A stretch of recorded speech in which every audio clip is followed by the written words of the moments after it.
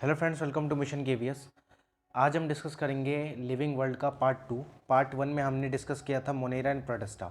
Basically हम living world को Whittaker के चश्मे से देख रहे हैं। मैं ऐसा क्यों बोल रहा हूँ, क्योंकि वीटेकर ने 5 किंगडम क्लासिफिकेशन किया था पूरे लिविंग वर्ल्ड को समझने के लिए। हमने कैरलिस लीनियस को भी पढ़ रखा है। कैरलिस लीनियस ने 2 तरह के किंगडम बांटे थे, ठीक है। 2 टाइप डिवीज़न किया था उन लोगों ने। हमने अरस्तु यानी एरिस्टोटल को भी थोड़ा सा पढ़ा था, उन्होंने भी अलग अलग प्रकार से क्लासिफिकेशन किया था। There are number of biologist, बहुत सारे जीव विज्ञानी हैं जिन्होंने अपने अपने हिसाब से लिविंग वर्ल्ड में किंगडम्स को बांटा है, उनका क्लासिफिकेशन किया है। बट आपकी एनसीईआरटी की बुक में, क्योंकि हम केवीएस एग्जाम की प्रिपरेशन कर रहे हैं, तो एनसीईआरटी की बुक में वीटेकर का ले रखा है, इन्होंने 5 किंगडम क्लासिफिकेशन किया है। 5 किंगडम क्लासिफिकेशन में हमने पढ़ लिया मोनेरा किंगडम को। मोनेरा किंगडम में हमने पढ़ा था बैक्टीरियाज के बारे में। 99% bacterias are come in Monera. Monera के बाद हमने पढ़ा था प्रोटिस्टा। इन दोनों को एक साथ एक वीडियो में पढ़ने के बाद हम लोग पढ़ेंगे आज प्लांटी फंजाई। इसको हिंदी में फंजाई कह लो, इंग्लिश में फंगी कह लो, एक ही बात है। फंगी, फंगस, फंजाई, ये किंगडम। और फिर प्लांट किंगडम। प्लांट किंगडम के अंदर ही फंगी किंगडम आता है, ठीक है। तो हम पहले बट आपकी नॉलेज के लिए मैं फंगी किंगडम को पहले पढ़ाऊंगा और उसके बाद में प्लांट किंगडम को कंप्लीट करा दूंगा। और जो हमारी सबसे बड़ी वीडियो बनेगी, last 3rd video living world की, वो बनेगी एनिमल किंगडम की। इसके बाद आपका लिविंग वर्ल्ड खत्म हो जाएगा। याद रहे, हम वीटेकर के 5 किंगडम क्लासिफिकेशन के अकॉर्डिंग लिविंग वर्ल्ड को फॉलो कर रहे हैं। So let get started. इसको स्टार्ट करते हैं तुरंत फटाफट। मैं लास्ट वीडियो अगर किसी ने लास्ट वीडियो नहीं देखी है तो उसको देख लीजिएगा। उसके बाद आप एक चेन बना पाओगे अंडरस्टैंडिंग की कि आपने पिछली बार क्या पढ़ा और आप क्या पढ़ रहे हैं। ओके, सो हम आज पढ़ने वाले हैं फंजाई या फंगी और आपका प्लांटी या प्लांट किंगडम। ओके, सिंपल ये वीडियो रहेगी इन दोनों टॉपिक्स पर। उसके बाद लास्ट टॉपिक की वीडियो आएगी इस पे। Okay, let's get started. आपको पता है कि हमारे आसपास, हमारे पूरे अर्थ में ही जीवन मौजूद है। अर्थ के अलावा कहीं पे फिलहाल तो कहीं जीवन देखने को मिल नहीं रहा। और अर्थ पे ही तरह तरह के प्लांट्स देखने को मिलते हैं। सबके अपने अपने कैरेक्टरिस्टिक है। कौन सा प्लांट किस कैटेगरी में आता है, कौन सा प्लांट किस ग्रुप में आता है, किस फाइलम में आता है, कैसे क्या आता है, इसको आज डिस्कस कर लेंगे हम। तरह तरह के प्लांट्स को डिस्कस कर लेंगे। Flowering plants and non flowering plants, gymnosperm and angiosperm, ये होते क्या हैं, किस लिए, इनके कैरेक्टरिस्टिक क्या है, इनसे क्वेश्चन कैसे आ सकता है, ये सारी चीज़ें हम आज के आज ही डिस्कस करने वाले हैं। तो बने रहिएगा बिल्कुल एंड तक, बिल्कुल स्किप मत करिएगा। इसमें मैंने बहुत सारी चीज़ें नई ऐड की है, बिल्कुल प्रॉपर नई ऐड की है। ओके, देखो, जो प्लांट किंगडम है, अगर उसको बांटने की बात करें तो उसको एक बायोलॉजिस्ट थे एक्लर। एक्लर ने 1883 में वनस्पति जगत यानी प्लांट किंगडम का डिवीज़न किया था। अब वो डिवीज़न क्या था, उन्होंने प्लांट किंगडम को 2 भागों में बांटा पहले। एक था क्रिप्टोगेमस, एक था फेनेरोगेमस। फेनेरोगेम्स कह लो और क्रिप्टोगेम्स कह लो, ठीक है। ये 2 अलग अलग किंगडम थे। क्रिप्टोगेम्स को हिंदी में कहते हैं अपुष्पोद्भिद, और फेनेरोगेम्स को कहते हैं पुष्पोद्भिद। क्रिप्टोगेम्स वो होते हैं जिनमें फूल नहीं आते, फल नहीं आते, ठीक है। और फेनेरोगेम्स वो होते हैं जो फूल आते हैं जिनके अंदर, इसीलिए इनको हिंदी में पुष्पोद्भिद कह देते हैं और इनको अपुष्पोद्भिद कह देते हैं। अब ये क्रिप्टोगेमस 3 भागों में बढ़ जाता है। पहले आप ये फ्लो चार्ट समझ लीजिए, डिस्क्रिप्टिव चार्ट समझ लीजिए, क्योंकि अगर आप इतना सा चार्ट समझ गए तो आप पूरा प्लांट किंगडम समझ गए। अगर एग्जामिनर ने प्लांट किंगडम से क्वेश्चन पूछा तो इस पूरे चार्ट को जो मैं डिस्क्राइब करूंगा उससे अलग वो क्वेश्चन नहीं पूछेगा, ठीक है। तो इसको ज़रा ध्यान से देखिएगा। क्रिप्टोगेमस या क्रिप्टोगेम्स जो है अपुष्पोद्भिद जो है वो 3 भागों में बढ़ जाता है, 3 उप समूह में बढ़ जाता है। थैलोफाइटा, ब्रायोफाइटा और टेरिडोफाइटा। थैलोफाइटा भी आगे जाके 3 से 4 ग्रुप में बढ़ता है, बट इसके 3 ग्रुप जो बहुत फेमस है वो है एल्गी, या एल्जी कह सकते हो आप इसको, एल्जी, फंगी एंड बैक्टीरिया। देखो, आप अब तक हम बैक्टीरिया को एक अलग से जीव समझ रहे थे और मोनेरा में डाले पड़े थे, बट बैक्टीरिया भी कहीं ना कहीं एक पौधा ही है। ओके, इस चीज़ ध्यान रखना हमेशा। थैलोफाइटा 3 भागों में बढ़ जाते हैं। शैवाल, जिसको हम हिंदी में इंग्लिश में एल्गी कह देते हैं, एल्जी कह लो, कवक यानी फंजाई, और जीवाणु यानी बैक्टीरिया। ओके, तो थैलोफाइटा इन 3 भागों में बढ़ जाता है। थैलोफाइटा की स्टडी करेंगे हम, फिर हम ब्रायोफाइटा की करेंगे, फिर हम टेरिडोफाइटा की करेंगे। क्वेश्चंस प्लांट किंगडम में मोस्टली क्रिप्टोगेम्स से ही बनते हैं। उसके बाद हम पुष्पोद्भिद की बात करें, अगर फेनेरोगेम्स की बात करें तो ये 2 भागों में बढ़ जाता है, जिम्नोस्पर्म और एंजियोस्पर्म।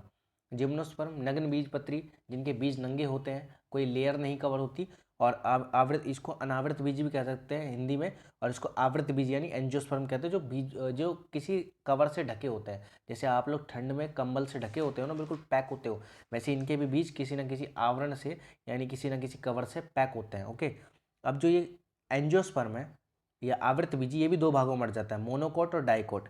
एक बीज पत्री यानी जिस फल में सिर्फ एक बीज हो, और द्विबीजपत्री जिस जिस फल में 2 या 2 से ज़्यादा बीज मौजूद हो। ठीक है, ये चीज़ ध्यान रखना। एक छोटा सा स्टेटस है प्लांट किंगडम का, इस पूरे को आज हम डिस्कस करने वाले बहुत ही अच्छी तरीके से। ठीक है, ध्यान रखना इसको। उससे पहले हम डिस्कस करेंगे फंजाई को, क्योंकि मैंने क्या बोला था, वीटेकर का 5 किंगडम हम पढ़ रहे हैं, तो हमने मोनेरा पढ़ लिया है, हमने प्रोटेस्टा पढ़ लिया है, हम फंजाई पढ़ेंगे या फंगी पढ़ेंगे, फिर प्लांटी पढ़ेंगे, फिर एनिमेलिया। हालांकि फंगी देख लो, कहीं ना कहीं ये जो फंगी है, कवक है, मेरा ज़्यादा हाथ नीचे जा नहीं पा रहा, जो कवक है फंगी, ये हाँ ये रहा, जो फंगी है कवक है, ये कहीं ना कहीं की प्लांट किंगडम के ही पार्ट है, बट वीटेकर ने इसको अलग से किंगडम में बांट रखा है। तो हमें पहले फंगी किंगडम को यानी फंजाई को पढ़ना पड़ेगा। हिंदी में से कवक कह देते हैं, काई भी कह सकते हैं। और उसके बाद हम किसको पढ़ेंगे, प्लांट किंगडम को। प्लांट किंगडम भी 3 भागों में बढ़ जाती है, ये पूरा प्लांट किंगडम है। ठीक है, इसको हम पढ़ लेंगे। तो ये चार्ट दोबारा आपके पास दोबारा लेकर आऊँगा मैं थोड़ी देर में, ताकि आप इसको और अच्छे से समझ पाओ।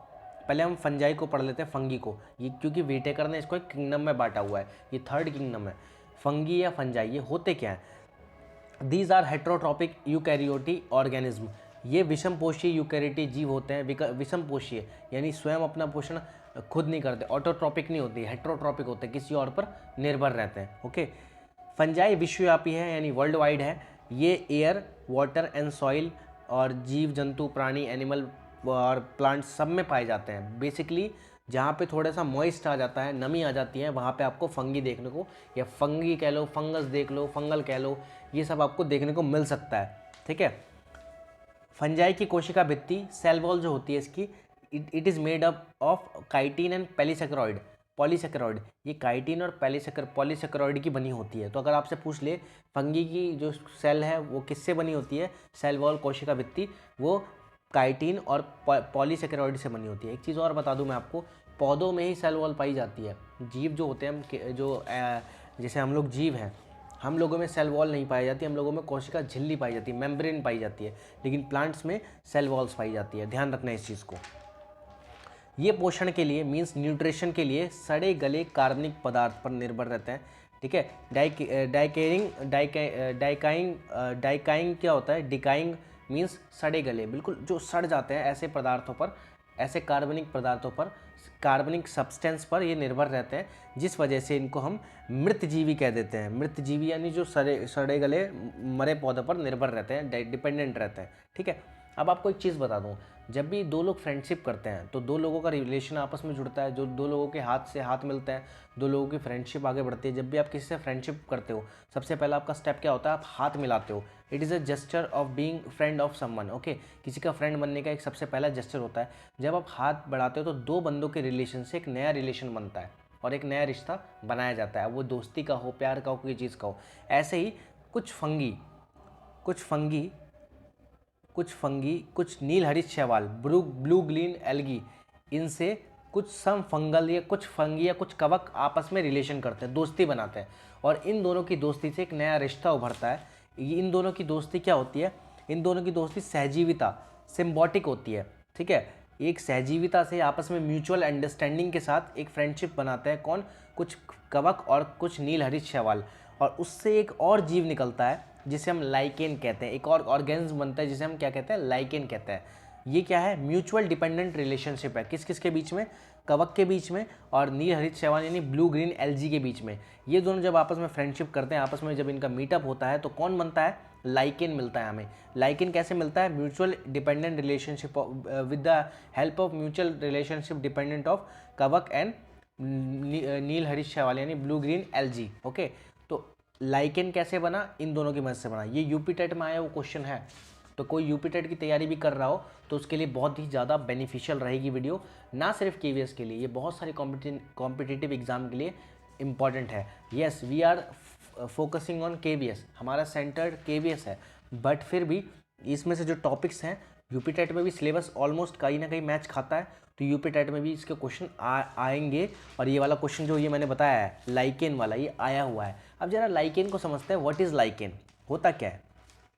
देखो ऐसा दिखाई देता है, पेड़ के तने पर इस तरीके से बना होता है लाइकेन, छाल की तरह होता है, रंगीन थोड़ा सा, ये लाइकेन ही कहलाता है। अब ये होता क्या है, लाइकेन अक्सर पेड़ की छाल पर रंगीन धब्बों के रूप में पाया जाता है। ठीक है, often it is found as coloured spots on the branch of trees, जो ब्रैंक्स होती है, जो तना होता है उसके ब्रैंक उस पर पाई जाती है, बार्क ऑफ ट्रीज, ठीक है। तो उस पर तने पे ये पाया जाता है, बार्क ऑफ ट्रीज, ठीक है। तो ये लाइकेन होता है, कलरफुल होता है, आपने अक्सर इसको नोटिस किया होगा। If I will zoom him, इसको मैं जूम कर दूँ, अगर जूम इट, इसको जूम करने पर देखिए ऐसा दिखाई देता है लाइकेन, और आप सब ने इसको नोटिस किया होगा, ठीक है। इसके बाद use of fungi in daily life, और आपको पता है कि जो ये फंगी होते हैं, कवक होते हैं, ये हमारी डेली लाइफ में बहुत ज़्यादा यूज़ होता है। अब कुछ कवक कौन कौन से हो सकते हैं, जो पहला एक फंगी का एग्जाम्पल है वो है yeast. Yeast is a type of, ये एक फंगी का एक example, it is an example of fungi, okay. ये ऐसा दिखाई देता है बनने के बाद, इसका अगर जूम करके देखें माइक्रोस्कोप से तो ये ऐसा दिखाई देगा यीस्ट। इसकी जो बनावट है, संरचना है, फॉर्मेशन है, स्ट्रक्चर है, वो इस तरीके का है, ठीक है। अब इसका यूज़ क्या है हमारी डेली लाइफ में। Yeast a unicellular fungus is important in bakeries as it is use in to make the bread. ये ब्रेड बनाने में बहुत ज़्यादा यूज़ होता है। आपने पिज़्ज़ा का ब्रेड खाया होगा, कोई भी ब्रेड खाया होगा, यीस्ट के बिना ब्रेड इनकम्प्लीट है। यीस्ट से ही ब्रेड बनाने की प्रक्रिया स्टार्ट की जाती है। ब्रेड बनाने में बेकरीज में जो आप केक खाते हो, केक का जो नीचे वाला बेस होता है वो यीस्ट से ही बनता है। Yeast also produce vitamin B, ये विटामिन बी का भी एक अच्छा खासा सोर्स है यीस्ट। तो यीस्ट क्या है, एक टाइप ऑफ फंगी है, और इसका हमारी डेली लाइफ में बहुत ज़्यादा यूज़ होता है।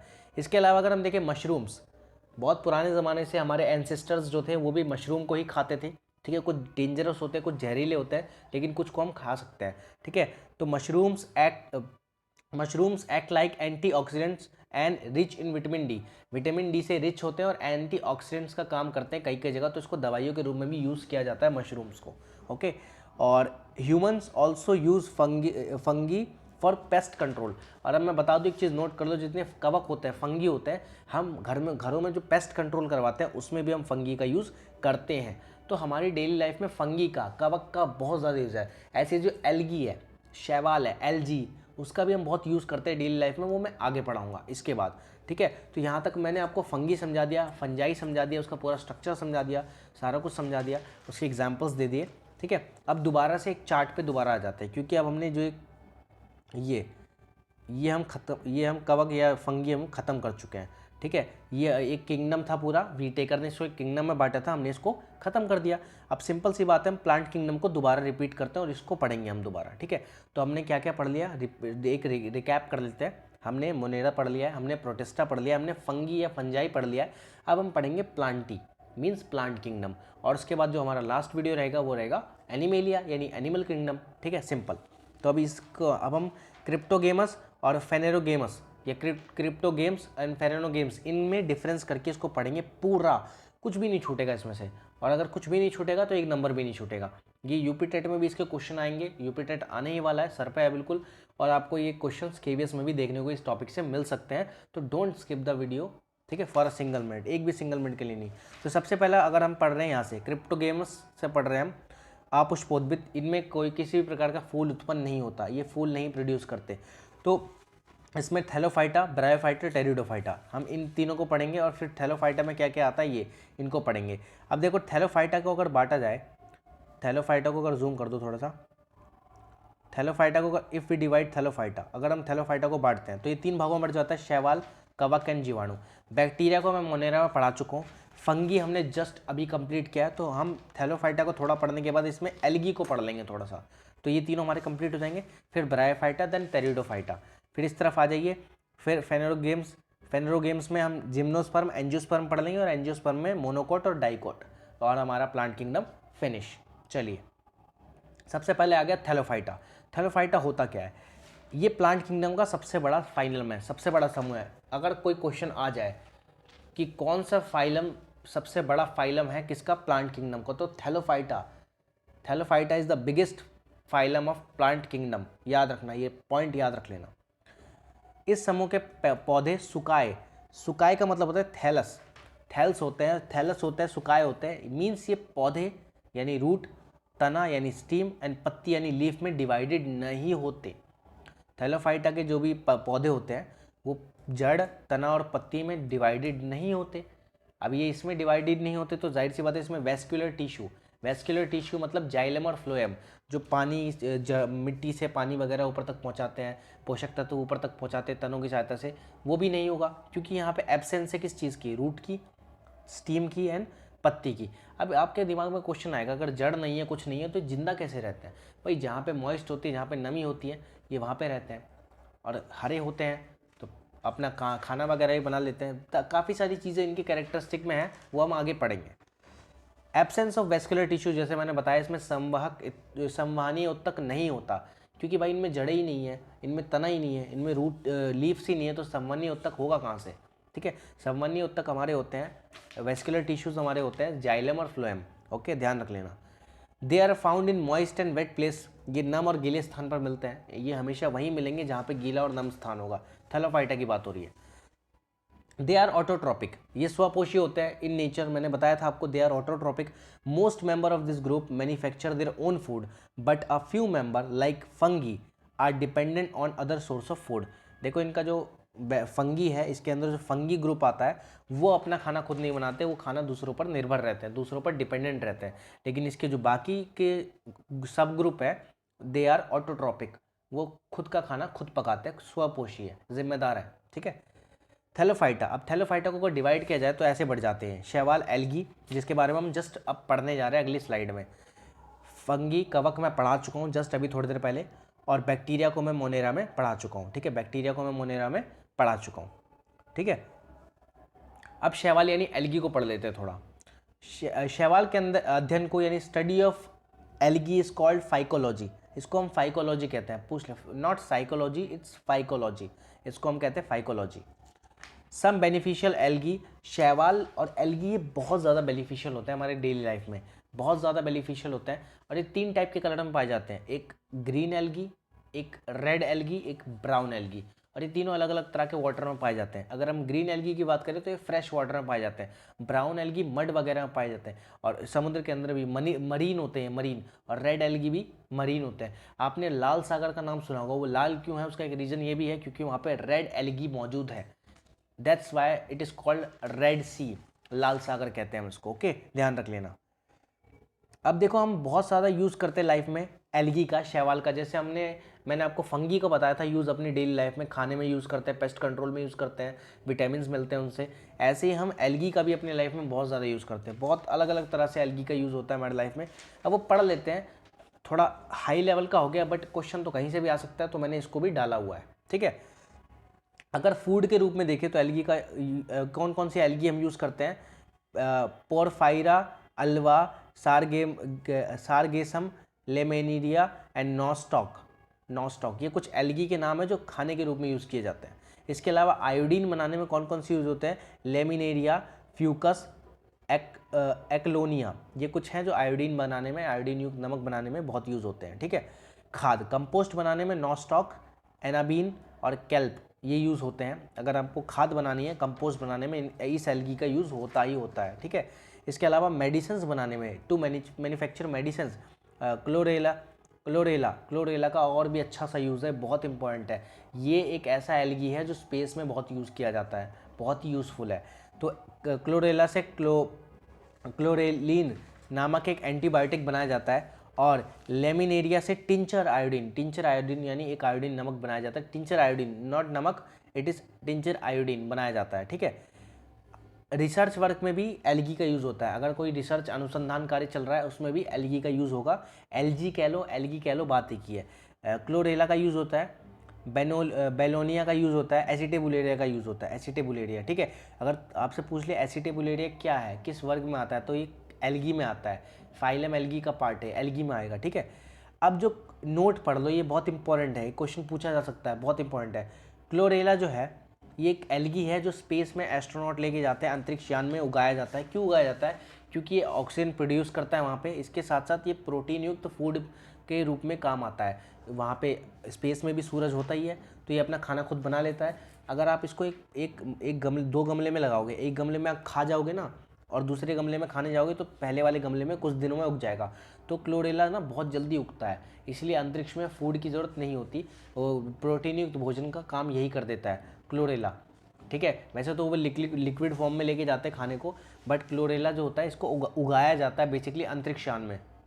आप देख सकते हो, नेट पे सर्च मार सकते हो, जो क्लोरेला होता है ये अंतरिक्षयान में उगाया जाता है, और ये शैवाल होता है, एल्गी होता है, जिसे ये बहुत जल्दी उगता है, मतलब इसका उगने का जो टाइम है बहुत जल्दी है। एक बार आपने खा लिया, कुछ 1-2 दिन 4 दिन के लिए छोड़ दिया, 5 दिन के लिए, ये फिर उग जाएगा। तो ये बहुत जल्दी उगता है और प्रोटीन का सोर्स है और ऑक्सीजन भी प्रोड्यूस करता है वहाँ पे, ठीक है। ये देखो, एल्गी 3 तरह के होते हैं, रेड, ब्राउन और ग्रीन, ये मैं आपको बता चुका हूँ। और लाल सागर क्यों लाल है? रेड एल्गी की वजह से, ठीक है। ये कुछ एग्जाम्पल्स हैं एल्गी के, आप इसको देख सकते हैं, जो स्पाइरोगायरा, अल्वा, ठीक है, ये कुछ एग्जाम्पल है एल्गी के, ठीक है। ये भी वॉलवॉक्स से ग्रीन एल्गी का एग्जाम्पल है, ठीक है। कारा, ये कुछ एग्जाम्पल्स है, आप इसको ऐसे ही देख सकते हैं, नाम याद रख सकते हैं, क्वेश्चन पेपर में पूछा जा सकता है कि ये क्या है। तो ये एक एल्गी है, सारे नाम आपको रिमेंबर होने चाहिए, आप याद कर सकते हैं, ओके। अब थैलोफाइटा खत्म हो गया, अब हम पढ़ेंगे ब्रायोफाइटा। ब्रायोफाइटा एक तरीके की काई होती है, जिसको हम इंग्लिश में मॉस कह देते हैं। मॉस कह लो, काई कह लो, ब्रायोफाइटा कह लो।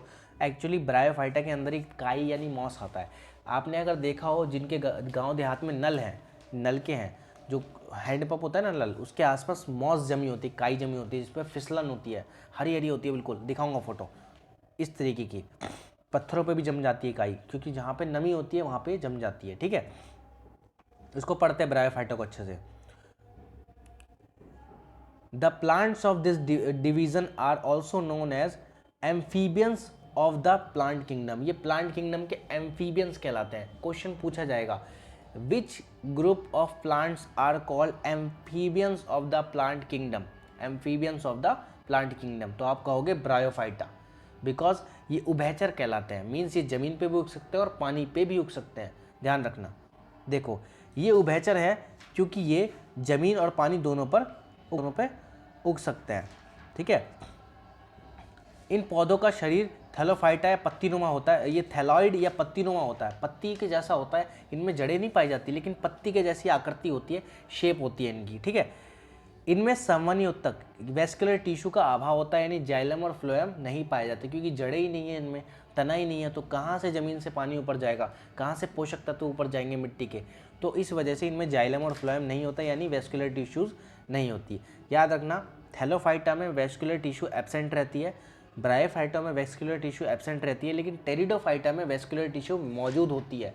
तो पूछ सकता है प्लांट की जो क्या नाम है, अगर आपसे पूछ ले कि फेरेनो गेम्स में वो कौन सा ग्रुप है जिसमें वेस्कुलर टिश्यू पाई जाती है, तो आपका वो टेरिडोफाइटा होगा, ठीक है। इस समुदाय के पौधे मृदा अपरदन यानी सॉइल इरोजन को रोकने में हेल्पफुल होते हैं, बहुत ज़्यादा हेल्पफुल होते हैं। जहाँ पे ये मौजूद होते हैं वहाँ पे सॉइल इरोजन नहीं हो सकता, ठीक है। अबाउट स्फेगनम, अब स्फेगनम भी ब्रायोफाइटा का एक एग्जाम्पल है। It is a kind of moss, ये मॉस होता है, काई होती है, लेकिन बहुत इंपॉर्टेंट होती है। ये अपनी डेली लाइफ से भी जुड़ी हुई है, आप इसको देख भी सकते हो अपनी डेली लाइफ में। मैं आपको बताता हूँ कैसे। Sphagnum is a kind of moss, ये मॉस होती है, काई होती है, जो अपने खुद के भार से 18 गुना पानी ज़्यादा सोखने की क्षमता यानी कैपेबिलिटी रखती है। 18 गुना ज़्यादा पानी सोख सकती है। आपने कभी पौधे वाले को देखा होगा जो गली गली एक टोकरी में पौधा लेके घूमते हैं, उनकी टोकरी में कभी झांकना, उसके अंदर स्फेगनम होगा। स्फेगनम यानी ये मॉस वो रखते हैं, ये काई वो रखते हैं जो 18 गुना पानी सोखे रहती है ऑलरेडी। तो उसके अंदर पौधे इनके गड़े होते हैं मिट्टी डाल के। क्यों? क्योंकि ये लोग क्या करते हैं, उसके अंदर पानी मौजूद होता है, तो 18 गुना ज़्यादा पानी सूखा होता है, तो पौधा सूखता नहीं है। पौधे बेचने वाले जो माली होते हैं वो अपने पास स्फेगनम जरूर रखते हैं, ठीक है। स्फेगनम मॉस का यूज़ फ्यूल बनाने में भी होता है, ईंधन बनाने में, फ्यूल बनाने में भी इसका यूज़ होता है, ठीक है। स्फेगनम मॉस का यूज़ एंटीसेप्टिक्स जो होती है ना, वो बनाने में भी इसका यूज़ होता है। तो ब्रायोफाइटा का एग्जाम्पल है एक। अब ब्रायोफाइटा के कुछ और एग्जाम्पल है, रिक्सिया और फ्यूनेरिया, ये इस तरह के दिखाई देते हैं। देखो पत्तीनुमा आकृति है ना इसकी, इस तरीके के आपने देखे होंगे कई जगह।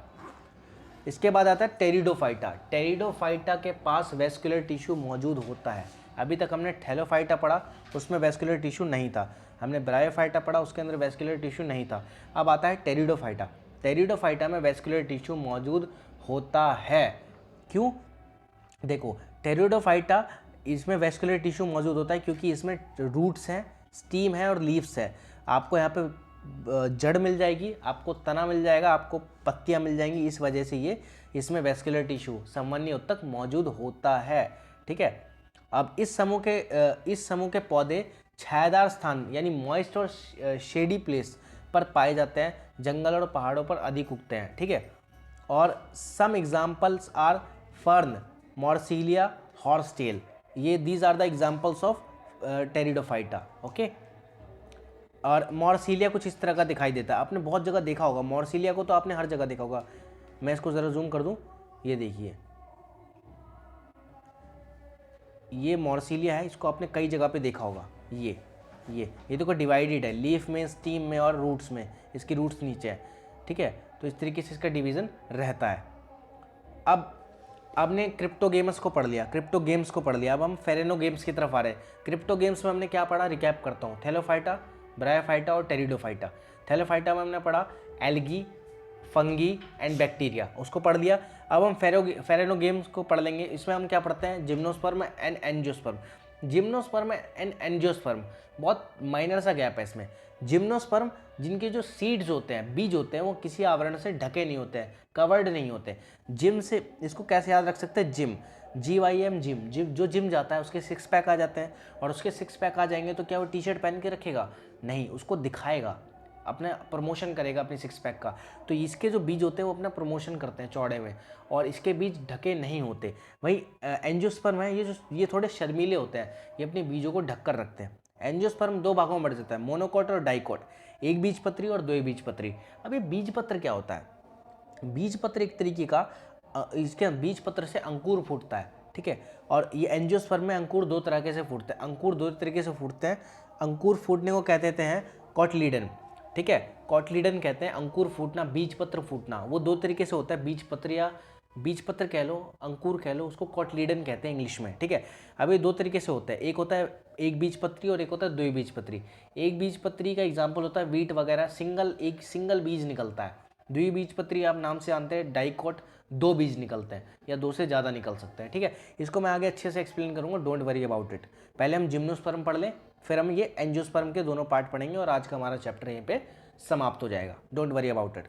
देखो पिक्चर में देख सकते हो आप, अगर हम एंजियोस्पर्म को देखें तो इसके अंदर एंजियोस्पर्म और जिम्नोस्पर्म, इसके 2 बीज हैं और बीज अंदर हैं। सेब के बीज कहाँ होते हैं, सेब के बीज बाहर देखे कभी, नहीं, सेब के बीज अंदर होते हैं, अमरूद के बीज अंदर होते हैं, सबके बीज अंदर होते हैं, आम के बीज अंदर होते हैं। लेकिन वहीं आप बात करें जिम्नोस्पर्म की, ये एक तरीके का, इसके देखो कोन्स, इसके कोन बाहर की तरफ है, इसके कोन बाहर की तरफ है, इसके बीज ओपन है, इसके बीज ओपन होते हैं और इसके बीज क्लोज होते हैं, ठीक है। अब जिम्नोस्पर्म पढ़ लेते हैं, जिम्नोस्पर्म है क्या, इसका वर्ड कहाँ से आया, जिम्नोस्पर्म का सबसे बड़ा पौधा कौन सा है, सबसे छोटा पौधा कौन सा है, क्योंकि ये क्वेश्चन पूछा जा चुका है और पूछा जा सकता है दोबारा, ठीक है। तो जिम्नोस्पर्म 2 ग्रीक शब्द, ग्रीक वर्ड से मिलकर बना है, ठीक है, जिम्नोस एंड स्पर्मा, जिम्नोस और स्पर्मा। जिम्नोस means naked and स्पर्मा means seed. Gymnosperm मतलब नग्न बीज, नंगा है बीज जिसका, उसको हम कह देते हैं जिम्नोस्पर्म। ये ग्रीक भाषा से मिलकर बना है, okay. Gymnosperm are evergreen plants, evergreen plants में सदाबहार पौधे हैं, इनमें हमेशा पत्तियां लगी रहती हैं, सदाबहार हैं, ठीक है। ये मरोद्भिद होते हैं। मरोद्भिद का मतलब होता है ज़ेरोफाइटिक, ज़ेरोफाइटिक मतलब मरुस्थल वगैरह में भी उग जाते हैं, ठीक है। वनस्पति जगत का सबसे ऊंचा पौधा सिकोया सेम्परविरेंस इसी जिम्नोस्पर्म के अंदर आता है। प्लांट किंगडम का जो सबसे बड़ा पौधा है, सबसे ऊंचा पौधा है सिकोया सेम्परविरेंस, ये जिम्नोस्पर्म के अंडर ही आता है, ठीक है, ध्यान रख लेना। और इसे कोस्ट रेडवुड ऑफ कैलिफोर्निया भी कहते हैं। इस पौधे को क्या कहते हैं, कोस्ट रेडवुड ऑफ कैलिफोर्निया। ये किस ग्रुप के अंदर आता है, जिम्नोस्पर्म के अंदर आता है, ठीक है, ध्यान रख लेना। सबसे छोटा जिम्नोस्पर्म प्लांट जो है ये जेमिया पिग्मिया है, ध्यान रखें, क्वेश्चन पूछा जा सकता है, which plant is the smallest plant of gymnosperm, so it is called zamia pygmaea, okay. अब इसके बाद पाइनस, इसका एक एग्जांपल है पाइनस। देखो इसके बीज बाहर की ओर है, इसके सारे बीज बाहर की ओर है, ये ढका नहीं है, ये बिल्कुल नहीं ढका है, ठीक है। इसके बाद ये पाइनस ऐसा दिखाई देता है, देखो ऊंचे ऊंचे पहाड़ों के ऊपर लटका हुआ है ये पाइनस, ये रहा, इसके बीज बाहर की तरफ है। इसके बाद एक और है साइकस, साइकस भी ऐसे ही होता है, इसके बीज भी बाहर के होते हैं, बाहर की ओर होते हैं। और साइकस को लेकर एक मान्यता है कि इसको घर में लगाने से रौनक आती है, बरकत आती है, पता नहीं ऐसा ट्रेडिशन, ऋतुज वगैरह है, ट्रेडिशन वगैरह है, अब क्या है मुझे नहीं पता, बट कहा जाता है कि साइकस को घर में लगाओ और घर की शोभा बढ़ाओ, ठीक है, तो इसको घर वगैरह में लगाया जाता है। आवृतबीजी। अब आपको जिम्नोस्पर्म समझ में आ गया। भाई जिम्नोस्पर्म क्या करते थे, अपने बीज को ढकते नहीं थे, बीज इनका खुला रहता था।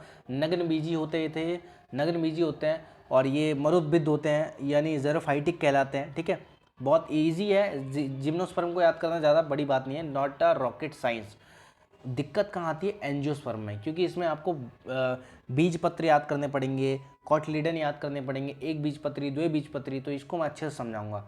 ठीक है, अब most of the plant that people eat today are angiosperm. बिल्कुल बिल्कुल सही बात है।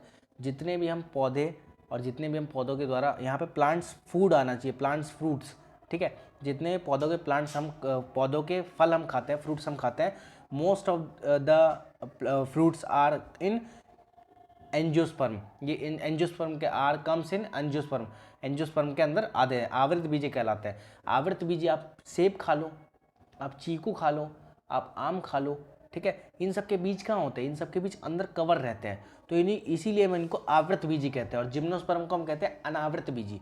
Okay, from the wheat that bakers use to make your bread to the tomatoes in your favourite salad, all of these plants are example of angiosperm. बिल्कुल सही बात है। हम जो एक गेहूं खाते हैं ना, वो भी एंजियोस्पर्म है, और हम जो टमाटर खाते हैं वो भी एंजियोस्पर्म है। हम जो सेब खाते हैं वो भी एंजियोस्पर्म का ही एक फ्रूट है, और जो हम राइस खाते हैं, वो भी हम बार्ली खाते हैं, राइस खाते हैं, वो भी एक एंजियोस्पर्म का ही पार्ट है। ठीक है, एंजियोस्पर्म आर फ्लावरिंग प्लांट्स। ये पुष्पी पादप होते हैं, फ्लावरिंग प्लांट होते हैं, इसमें फ्लावर आते हैं, इसमें फूल आते हैं। ठीक है, ये तो ग्रीक शब्द एंजिया और स्पर्मा से मिलकर बना है। एंजियोस्पर्म किससे बना है, एंजिया और स्पर्मा से। ठीक है, इसका एंजिया का मतलब होता है ढका हुआ, कवर्ड, और स्पर्मा का मतलब होता है बीज, पौधा।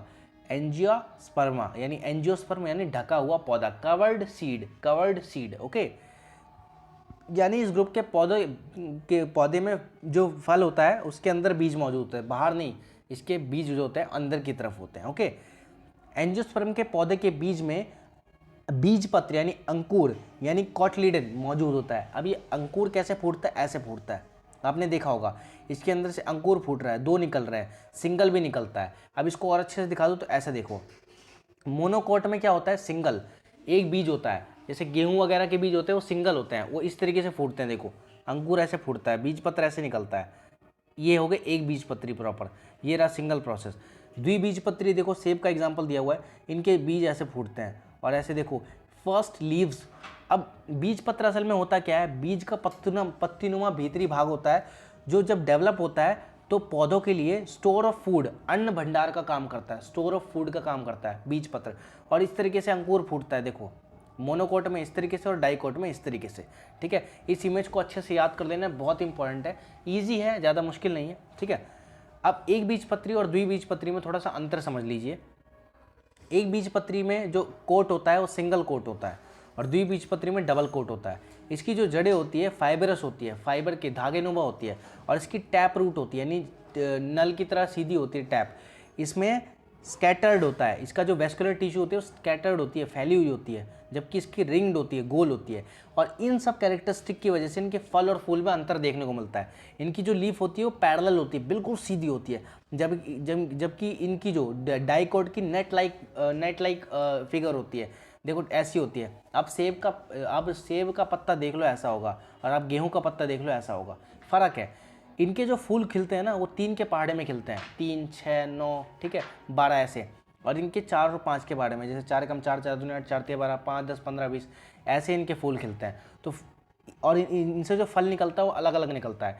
तो अगर आपको बोलूँ एक बीजपत्री का एग्जाम्पल, तो जितने भी आपके अनाज वगैरह आ गया, गेहूँ, राइस वगैरह आ गया, वो एक बीजपत्री में आता है। अगर हम द्विबीजपत्री की बात करें तो आपका सेब आ गया, अमरूद आ गया, अनार नहीं, सेब आ गया, अमरूद आ गया, आपका गुआवा आ गया, आपका नाशपाती आ गया, ये सब इसके अंदर आ जाते हैं। ओके, सो यही था हमारा लास्ट टॉपिक, बहुत इजी था। हमने प्लांट किंगडम को पढ़ा, प्लांट किंगडम में हमने क्रिप्टो गेम्स एंड फेनेरो गेम्स को पढ़ा। क्रिप्टो गेम्स में हमने थैलोफाइटा, ब्रायोफाइटा, टेरिडोफाइटा पढ़ा। थैलोफाइटा में हमने एल्गी, फंगी एंड बैक्टीरिया पढ़ा। ठीक है, उसके बाद हम दूसरी तरफ जाए, फेनेरो गेम्स में हमने जिम्नोस्पर्म एंड एंजियोस्पर्म पढ़ा।